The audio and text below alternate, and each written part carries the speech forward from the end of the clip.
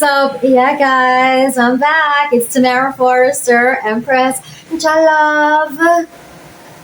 Part three of my synopsis, analyzing what you might call the hidden meaning of Katy Perry's song, Chained to the Rhythm. I'm still really happy, really joyful to do this. Actually, I thought I would be finished from yesterday. Like, somehow I thought this would be, but guys, you have to understand, this is like deeply moving for me. This is like, I mean, super, like, I didn't really understand the emotional and sort of just like the energy it really takes to dive back in to that phase of life and choose to sort of embrace and just live in that thankfulness, to brave hearts like Katy Perry, who decided to really be an advocate for freedom and civil rights and the truth and really just knowing. I mean, you can choose to do something knowing, but it's just that knowing as well. And I am so thankful, so grateful. Yeah, so let's get this going. We're going to start off, basically pick up where we left off, right? Let's do it. Yeah, so let's do this, huh?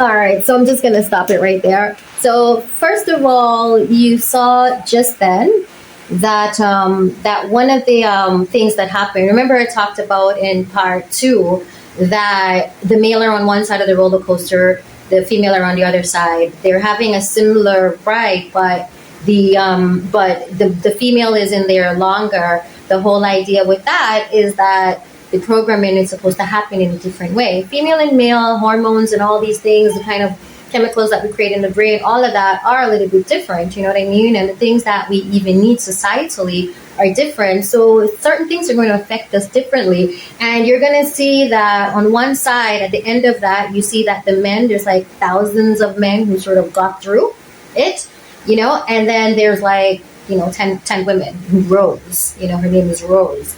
And so you have to see that this is not a process of you becoming a soldier as a woman. It's really a process of you being paired with someone. So it's about the depletion of the mind and the, inner self or whatnot of the female, so that you understand. So it's a similar process, but if you stay in boot camp long, it stops being boot camp. It just is this, wanting approval and all of these things. So yeah, so check that part out. You have Rose on one side. It's like a few, like in the teens or whatever, where it's like thousands, 9,000 plus on the male side. Also, one of the roller coasters that you see them on are heart-shaped, and like the tunnel that she's going through, I think as well, is heart-shaped. The reason why you see that is because it's really our heart that keeps us going. That's what kind of keeps us like on this repetitive cycle of believing and having faith. It's that, and also the ones of us who want more out of life. Yeah, we're like bored at home in suburbia or whatever, or we're in the city and seeing more systems within systems and wanting more out of life and stuff like that. Again, sort of idealists, you know what I mean? And these are the ones that sort of get taken in, and there we are. We're on this ride, praising, walking, trotting along. And you're going to also be seeing the groundhog all over the place, sort of pointing the way sometimes as like the arrow or whatever you want to call it. So it's like Groundhog Day from hell. So yeah, let's do that. So I'm going to stop it right there. So then you see that they're on the ride, right? They're on this roller coaster, and the roller coaster doesn't stop and people get off. Different people are being catapulted off the roller coaster back over the wall, back home. And for those of us who still had a home to go back to, because we live in all these different states of whatever systems you're running from sometimes, because there are idealists that are on the upper echelons of what you call the upper echelons or whatever of society, that are actually bumping shoulders with certain people and having that direct flow of information and energy towards them.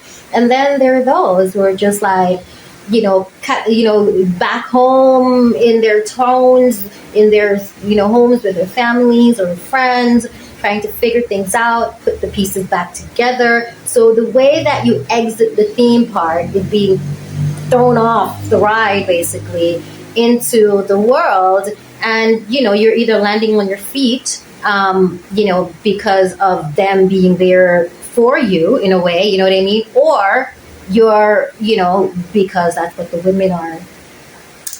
Let's do this. I love this.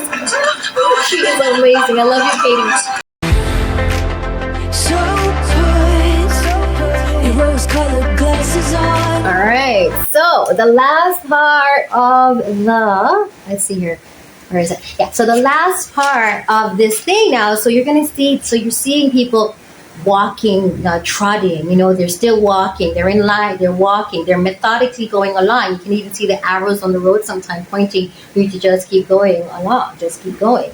And you're praising and you're smiling, and now you're basically online to go on the tread. And it's a tread, it's a thing. You're circling the country. For me, it was Jamaica. I'm walking along the periphery of the country. It takes me about 3.5 weeks. You walk, you stop, you sleep a little while. I remember walking through Fern Gully, walking through Bamboo Avenue at night, and I can't see my hand in front of me when I stretch it out like that because it is so dark. It really feels like boot camp, and I'm doing things so differently. And you're not choosing to like walk the road that others are, because you've now been tuned into this different life that you're about to embark on once you complete this initiation process, and is a part of those who are like you, not realizing that the initiation process is a brainwashing technique in order to create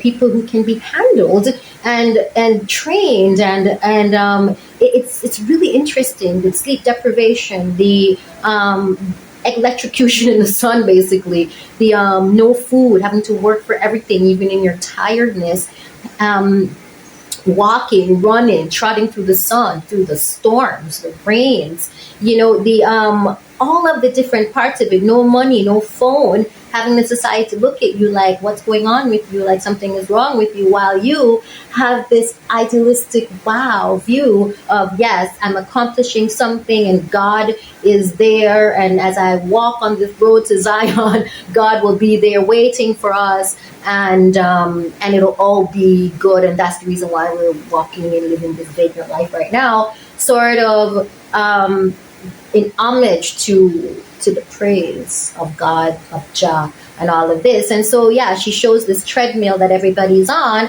and turn it up, it's your favorite song. Dance, dance, dance. All right, so where in all of this does she reach a garage from the theme park? Where does she reach it? What is this that she wants to depict now? Katie, mwah. Brilliant on so many levels. Brilliant. What is she depicting now? You understand? No, you see her, she's this gas station, it's Inferno. She's being cajoled, brought, smiling, whatever it is, be as you are sort of. All right, yeah, man, it is Tamara Forster, also known as Empress Jalov. Yeah, I'm back. So, this is what? Part 4? To analyzing the hidden meaning in Katy Perry's Chained to the Rhythm. Thank you, Katy. Miss Perry. I give honor where honor is due. Understand? I give respect when respect due. Understand? I am so thankful for those who found the brave heart stance that they used to even get through this as they went along, and was able to actually, you know, be solution driven in their love. Yeah, let's do this, Katie Tara. Are we tone deaf? Keep sweeping it under the mat. All right, so that's it's going to be a little bit of a retrospective, for this right now, because I realized from watching the last one that I have to go back a little bit. So she asks, as you see people being thrown off the ride now, right? They're on the roller coaster, they're on these different rides, they're thrown off, catapulted over the wall. So she asked, why do we keep sweeping it under the mud, under the rug, Now, there are three main reasons why people choose to sweep it under the rug. First of all, a lot of people exit this journey with not all of their mental faculties. They're not the same person that they went to there with.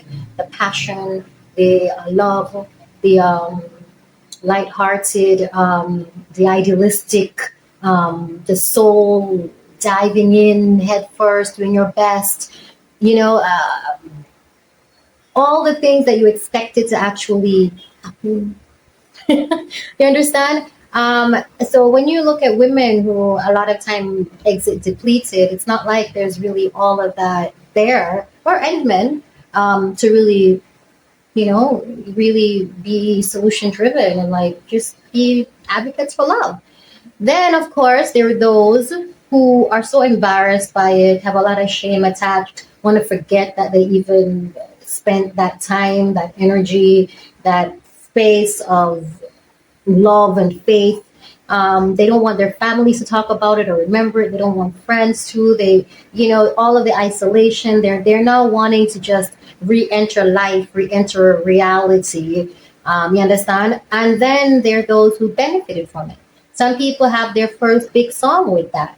And if you're allowed to catapult over and be caught, you know what I mean? And have that vacative, as we call it, even if you outgrow a song, right, as a normal artist, even if you outgrow a song, if your audience wants to hear it, if your audience expects it, guess what, guys? You're gonna sing it. So, some people try to sing it a little differently or whatever it is, because at the end of the day, what is a song? You sit down, you write something, and then you're able to get it out there. So the access to be able to get it out there is what have the power to speak to others through that song. And not everybody has the opportunity to then catapult it out there to millions or billions. So, that's what you're kind of looking at. So a lot of people either get their big break or their first break. And, there's some songs that are journey songs that it seems that the artist didn't even necessarily know about the journey. They were just given song to sing. A part of the production team said, yo, this song is great and it would be great on your album. So they end up breathing life into something that then is used to sort of, create mind-bending situations in the lives of people who are, going after love. So yeah, she goes all this, asking the people who are now being catapulted.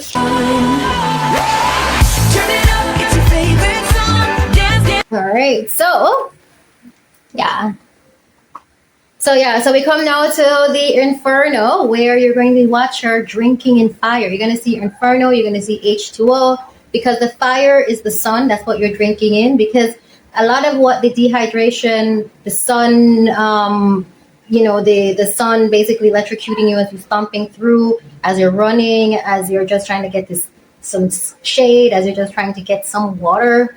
It's a lot of dehydration. And then, of course, the sleep deprivation, all of that means that, and again, she shows these sailors who are sort of saluting. Is that how you salute? I'm not sure. How do you salute?